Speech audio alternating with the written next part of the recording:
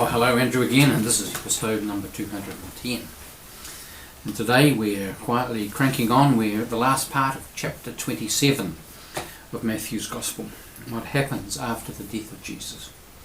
So we picked up the narrative at chapter 27, verses 62 to 66. The next day, that is, after the day of preparation, the chief priests and the Pharisees gathered before Pilate and said, "Sir, we remember that impostor said while he was still alive, that after 3 days I will rise again. Therefore, command the tomb to be made secure until the 3rd day.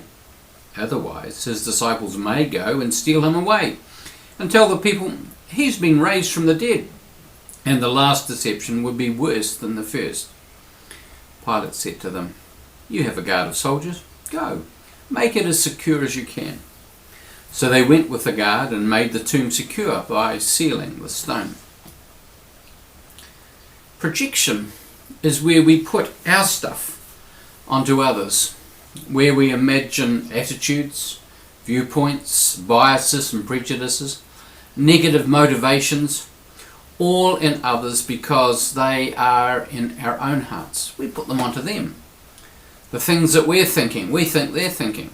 The attitudes that we have, we put them upon them.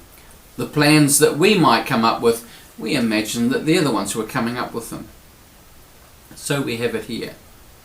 The chief priests and the Pharisees, each representing different parts of this theological spectrum, are united in this one thing.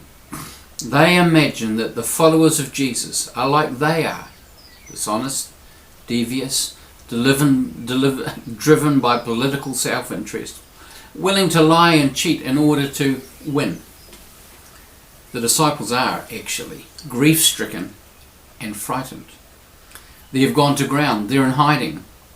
Without Jesus, they are rudderless. They wouldn't know what to do next. Perpetuating a lie would simply not be on their radar. They had been true believers in the best sense.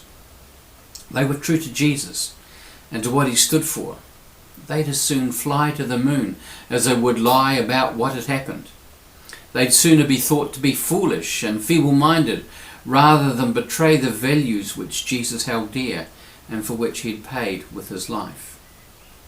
To perpetuate a lie with a false claim that Jesus had risen from the dead would have been anathema. It would likely never have occurred to them. That the religious people, the religious leaders, take action to prevent the possibility of such a lie being perpetuated tells us more about who they are.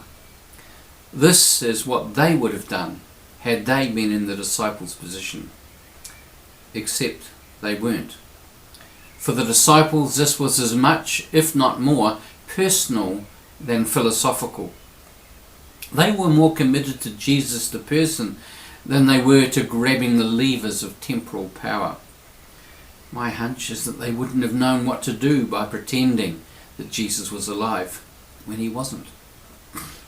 What would have been in it for them? Why would they have done that? What could they possibly hope to gain? Living a lie was completely counter to all that Jesus was and taught. It made no sense at all. But this feeds into the narrative that many Christians subscribe to, that Jesus didn't really rise from the dead. That if we looked at the right place in Palestine, we'd find his bones, or at least the dust of his bones.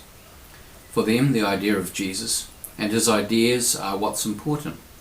He lives on through the people who philosophically embrace him, his perspective, his ideas. Except, it seems to me, it's a bit of a cheat. Yet, because he's either still dead or he isn't. He either physically rose from the dead or he didn't. And his early followers were willing to die for the conviction that they had actually met with the risen Christ, this one who lived, who they'd had talked, touched, and eaten with. They would have not been willing to die for a lie. And I think that's the whole point. That's the whole point. Well, God bless you.